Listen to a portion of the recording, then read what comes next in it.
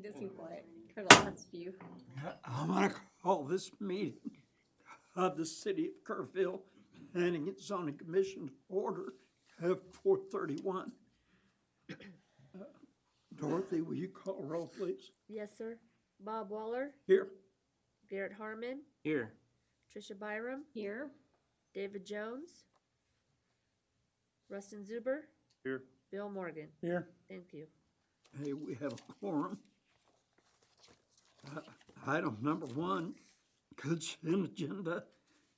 If there's all items below on the consent agenda considered routine and can be enacted in one motion, there'll be no separate discussion unless the commissioner or citizen so requests, in which case the item or items will be removed from the consent agenda and considered separately.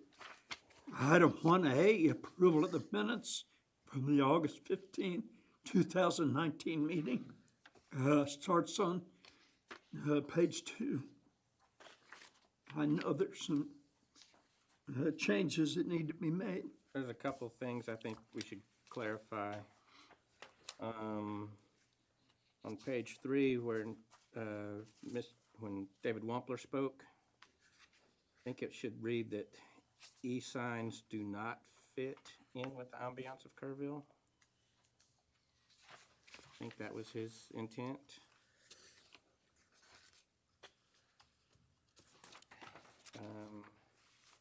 Then on page 5, Commissioner Harmon, I just wanted to clarify that the recommendation to put the maximum size of electronic display at 32 square feet. And then the same thing down at the bottom of page 5, 32 square feet maximum for electronic display of any size sign. And then also in that same paragraph, instead of the word vintage, I meant for that to be vented.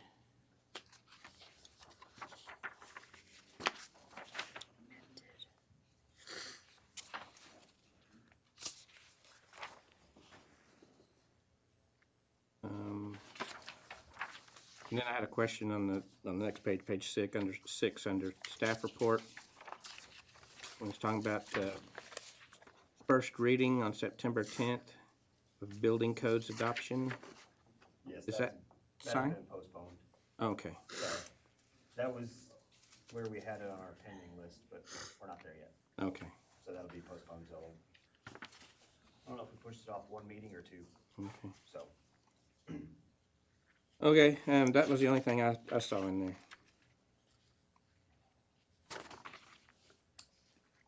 Okay, if no other comments, have a motion. I move that it be passed with the modifications that Commissioner Garrett promoted. Okay, I have a motion, I have a second. I'll second. I have a motion and a second. All in favor, raise your right hand. Passes 5-0. Thank you. Number 2, public hearing consideration in action. 2A, Drew. Thank you, Commissioner.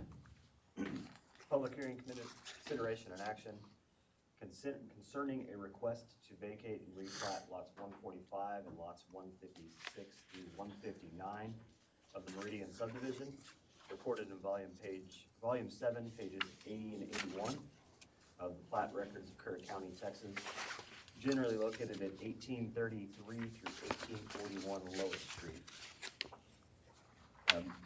Because this requires public hearing, there were notices mailed out to adjacent property owners. This replat does include the removal of some restrictions on lot 145. Lot 145, as well as some other lots that are more or less within the Meridian subdivision, were previously identified for open space, parking, and utility easements. The vacation also removes the previous setbacks on lots 156 through 158. Those setbacks will be dictated by the zoning code rather than the plat. This replat is aligning the 5 lots to be developed for single-family housing Here's the full plat. I'm sure that's hard to read on those screens. Here's the existing plat. As you can see, lot 145 is kind of at the entrance to Meridian Boulevard and does wrap behind the other lots. And they're replatting it to these 5 lots, so they have 5 buildable lots. As you know, most of the Meridian subdivision's been platted and currently built out, or is in the process of being built out. This piece is kind of across Lois Street, outside of the rest of the subdivision. Developer did not use that open space for anything directly for the subdivision, so they're requesting that vacation and replat. Those look like they're gonna be smaller lots than the others, is that true? They're actually larger lots because they took in, excuse me, wrong direction. They extended further back. Okay, you're gonna plat that all as one lot then, that 156, 7, 8, and 9? So these lots will actually come all the way back to this property line. Okay, I'm looking at the next one, block, lot 11, though, it looks to be bigger than any of, This Those- one here. Lot Oh, 11 is excuse not me, part lot of that. 11. That's the adjacent subdivision. okay, That is not part of the Meridian. Okay. Excuse me. Yes, these are smaller lots than the adjacent lots, as you can see here. What's the width of the They're 4? Right at 44, just under 45 feet. Right on the- And of course, that in-lot, quite a bit more frontage than the edge of that curve there.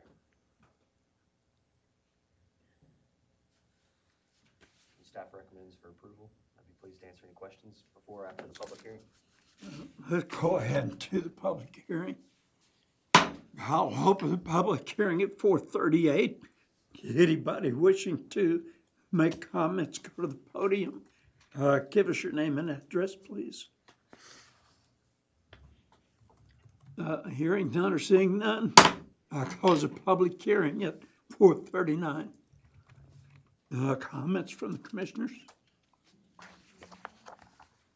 These lot sizes meet the new or the proposed sizes for the new zoning ordinance?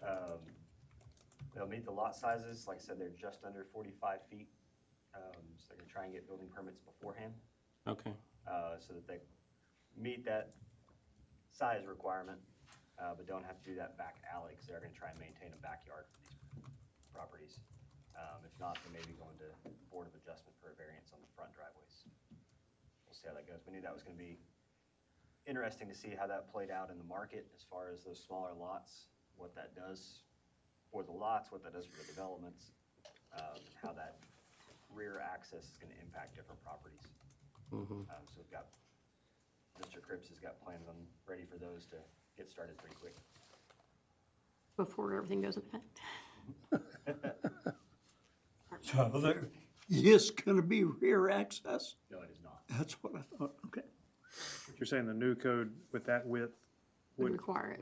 Requires, Anything less than 45 feet requires it. Again, this, I think the smallest lot is 44 feet.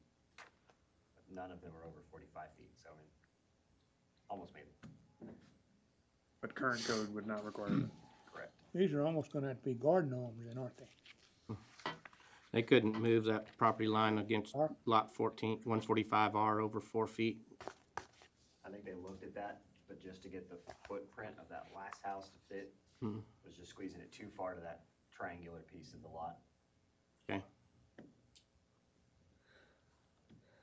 145 doesn't have, it only has one side, the back and the front. So that front setback wraps all the way around, but eats up quite a bit of the lot. So it's real minimal as to, and it being part of the Meridian is a 1,700 square foot minimum house footage on the middle bit. So they gotta go 2-story. So we're pretty much filling the lot up to meet the footage requirement.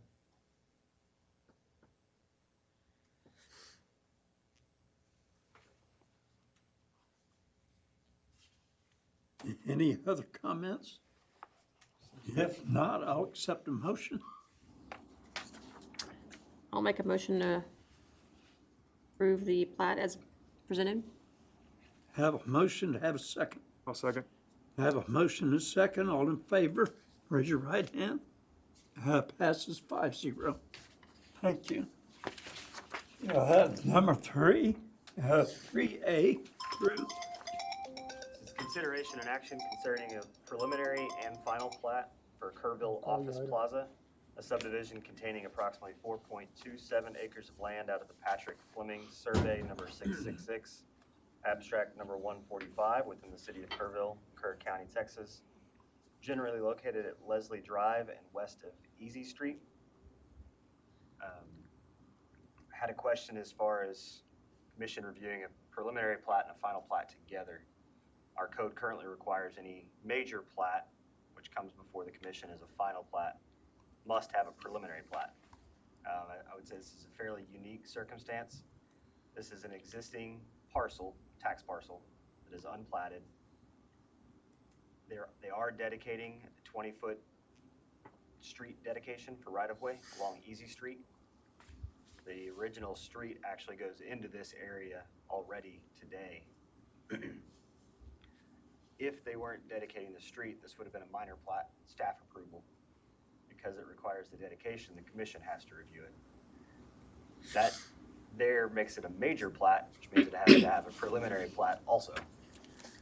Existing water lines, existing sewer lines, existing streets. So other than the actual land dedication, there is no public improvement on this project.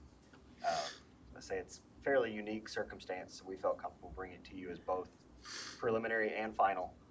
There are no infrastructure requirements, so this is ready to approve and record. Staff recommends for your approval. I'd be pleased to answer any questions. So the new right-of-way is the street? Am I seeing the street is outside of that? And how does that? So this current street, current pavement actually overlaps this line just a little bit. There is a 30-foot dedication from the adjacent property owner previously. With our current subdivision standards, we require a 50-foot dedication. So they're dedicating that balance of 20 feet. Okay. Again, the existing asphalt actually overlaps the current property line. I don't know when that street was built. Not sure when the right-of-way was dedicated. I know Easy Street didn't have a name until just maybe 10 years ago. Similar with Leslie, we don't have any recording information for Leslie Drive. Got it referenced on plats from Sidney Baker all the way up to the north side of I-10, but we don't have any recording information for that street. So, Is this out behind Lowe's yes, it is. in that area? And this property came before us a year or two Yes. ago? Yeah. Had a Zoning plan For for district zoning. development. This is the back side of Lowe's right here. There's that back truck entrance for Lowe's. And then Leslie Drive comes up here around Yinsky's yard to the access road along Loop 534 that runs parallel to I-10. Yes, they came through for a planned development district. They are moving forward with the distribution warehouse. That's what it was, yeah. And then it had that kind of L-shaped second phase behind it for some office warehouse. They don't have any direct plans for that yet, but They're just dedicating additional footage for that Easy Street Road to For be the developed if existing street. necessary. So will they be required to run sidewalks up Easy Street? they will. But is that gonna align with the street? They're working through that with engineering right now, Okay. trying to figure out if they want Yeah, to that'd do be funny. on the 10 existing feet. pavement. I take that back. They may not be required a sidewalk because it is a dead-end street and there are no sidewalks. Oh, that might have been part of the planned development district. Yeah, don't quote me on that one. I don't remember. I know they were talking with Public Works about some of the clearing of the brush that's in there too, whether they should leave it or clear it out. There is an existing water line in this right of way as well, so just kind of getting the paper to match what's on the ground finally.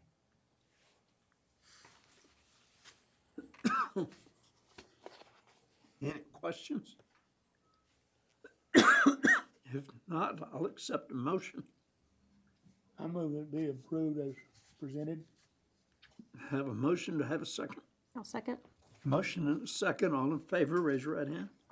Approved 5-0. Thank you. 3B. Drew? Consideration and action concerning a request for alternate screening pursuant to Article 11-I-18G, located on Lot 2R, Block 1, Freeman Fritz Edition at 601 North Spur 100. As you can see here, let me get the newer picture. As you can see here, the property is surrounded by quite a bit of cedar. Forgive me, I'm going to go back and forth between these two.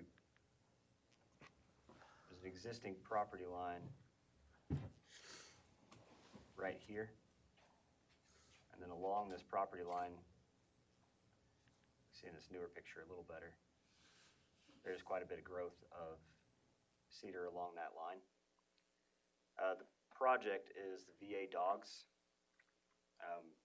Correct me if I'm wrong, if I misspeak. They pair up veterans with service animals and then do training the human here after the dogs have been trained elsewhere. So they're just pairing those partners up. They do have some housing options here for temporary housing through that training. They're looking at putting a kennel out here. They have their office out here currently.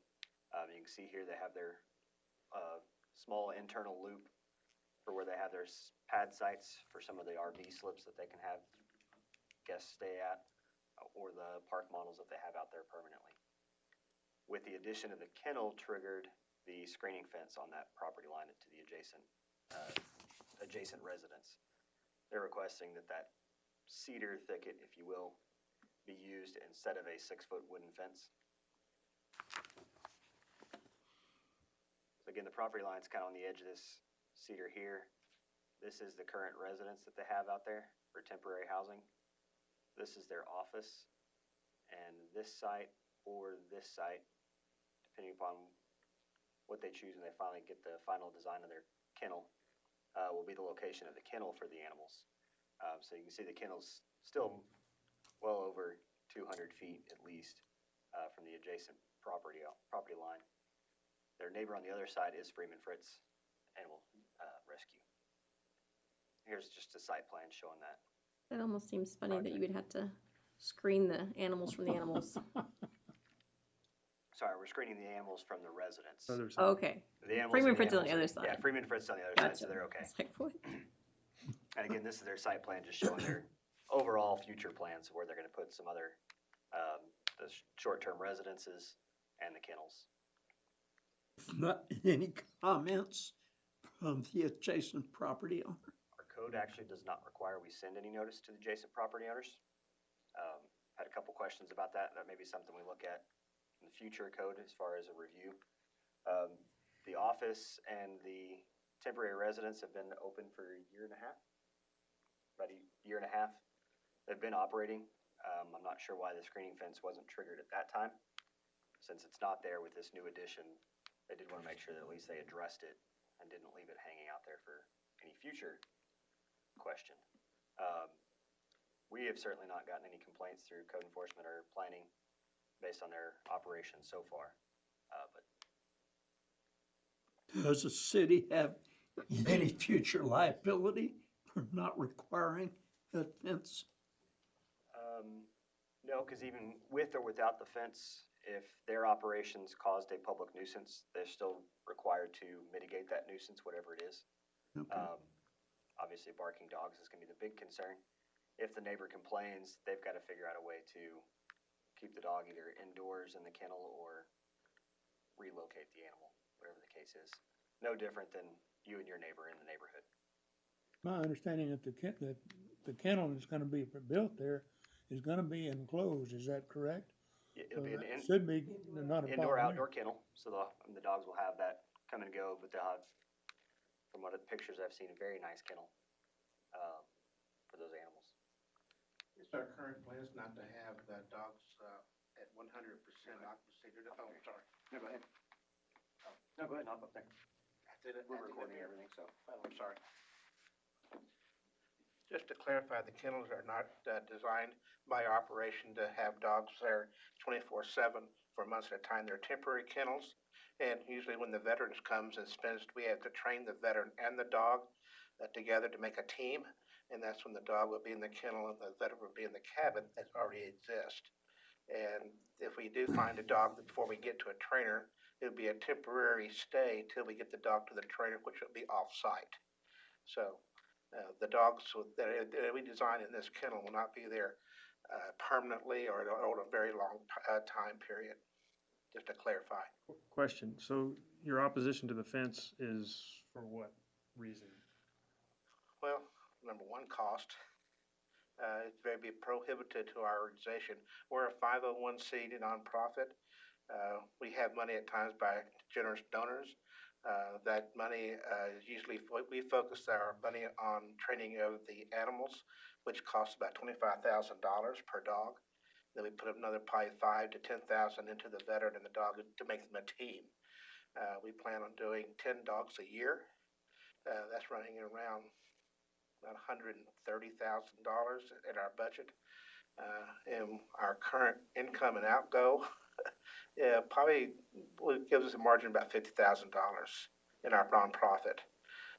The fence will be prohibitive. Freeman Fritz next door, they don't even have cedar. They have just a stock fence from their dogs and our property. Okay. So there's no fence around the perimeter of your property? No, sir. There is, Well, there is, there is a fence, yes. Okay. but it's not private. It's not a privacy fence. Right. It's not a wooden fence. It's a stock fence that's embedded in the cedar break. Have you had any contact or relation with the neighbor next door? You have any kind of relationship with them? We, not really. Okay. We cleared some cedar and some trees in the very back part of the lot, not on the property line, to extend some free space in the back. And we took some of his break-in cedar and some of his trash on his side of the fence with his permission and his request. So our relationship is cordial at the moment. Mm-hmm. Okay. Yeah, I think my only concern is, this, their situation, that property, and without them getting a notice, we don't know. Well, that's my only concern as well. I think what y'all are doing out there is great, and I applaud you for it. I drove out there this afternoon to look and see how dense that vegetation was. In some places it's pretty dense. Other places it's not. I'm nervous about setting a precedent that allows that much openness. And so I guess that's my main concern. I will say with to that point, with our new code, we do allow combination of screening, whether it be a solid fence or landscaping. The only thing different in this case, the new code requires chain link where there is not a solid fence, so that you have the physical and the visual barrier with the landscaping. They do have a 3-wire stock fence, so it's not as restrictive as chain link fence would be, but there is a physical barrier there. And then, of course, like I said, the cedar will continue to thicken up. The only other one that I'm aware of that we've done since I've been here was between the car wash and the cemetery. Mm-hmm. Obviously, there's much different case there. It was just based purely on zoning there. Right. And you can, at least from the aerial photo, and Mr. Harmon, you can confirm since you drove out today, the thicker part of the cedar is the closest part to the house. Where the trees thin out the most is back to the back of the property. Yeah, right. That's correct. And If we built a privacy fence of wood or any construction, we would have to remove a majority of that cedar. I Therefore, it understand. would change the scope altogether. I understand. Right. I'm wondering if there's some other vegetation that you could add as a screen that would be less expensive than a fence, just to kind of fill in some of those gaps. And like I said, and really, I'm more concerned about cases that come before us down the road that we need to be able to enforce. And so it's nothing against your situation in particular. I'm just trying to make sure that we're being as fair as we can in the future. And I think the way the code is worded, commission would certainly have reason to look at these case by case each for their own merits to see if there are, if it were 2 trees versus a thicket like this, certainly doesn't have that same opportunity. How would the city deal with it if down the road there's a complaint? Trees have died off, or how does the city deal with that? How do you prove that the screen is still good and Right. photos, aerial? Yeah, we could do photos, we could Drone document it tomorrow if it's approved. I mean, so we have kind of a current situation. If it starts to degrade, whether plants die off or they get removed for some reason, we could always bring it back to the commission for consideration. Correct me if I'm wrong, Drew. The fence would be for view, because there's certainly not gonna stop any noise. And that was conversation they brought up was Okay, by removing the trees to put up a fence, the sound barrier is actually lessening. that's right. Visual barrier might be slightly better, at least up to 6 feet. Then where the residence is, where the dog might be, other than the kennel, that's where the heaviest brush is. Correct. So I don't see the point of having to put a fence in there. Is the kennel what's triggering it? The additional review of the site plan is what's Okay. triggering it. Okay. So, yes, I would- they're wanting to do the kennel, so we've updated the site plan. By updating the site plan, it was noticed this time that there was not a fence the first time around. And I think that's the other piece that would have given staff a lot more pause, but it's been there for a year and a half operating, and we have not had any complaints, so. I guess my question and concern is from liability.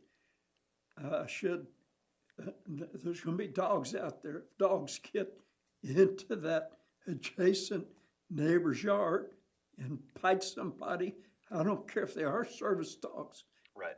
They're not ever running loose though. But I still feel like there needs to be some, And the city wouldn't have any liability on that anyway. okay. And that's strictly up to their organization. That really wouldn't be unlike your neighbor's dog getting loose and running around town and biting Yeah. somebody. I mean, even though it was in a fenced yard. No, but if it requires a privacy fence, that would eliminate.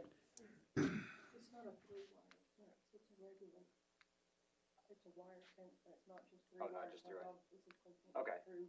It's a That stock easily, fence. it's a stock. Cattle Stock fence, panels. okay. Stock Oh, fence, okay, excuse me. well, Yeah, that I makes was a picturing difference. just a. Yeah, No. I'm sorry. It's a stock fence, and each of our dogs does have, are covered by liability and personal insurance. Okay, Because of our dogs' access to to the public, and that includes from children to elderly people. So we carry insurance on our dogs from day one till day whatever. okay.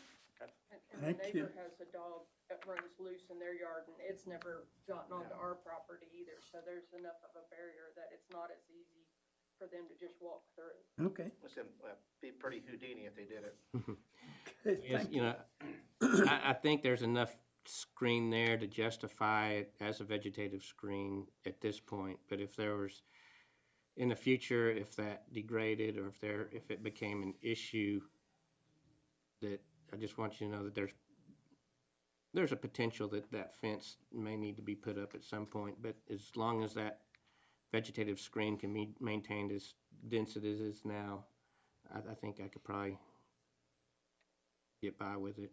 Yep, we can certainly document that in our file, and like I said, if we get any complaints, go through that process, if we need to bring it back to the commission and to their You're board as saying well.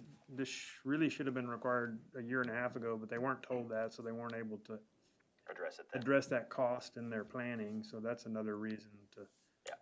consider it on this one, as opposed to if somebody else comes in and has the same story, but they don't have that, that's.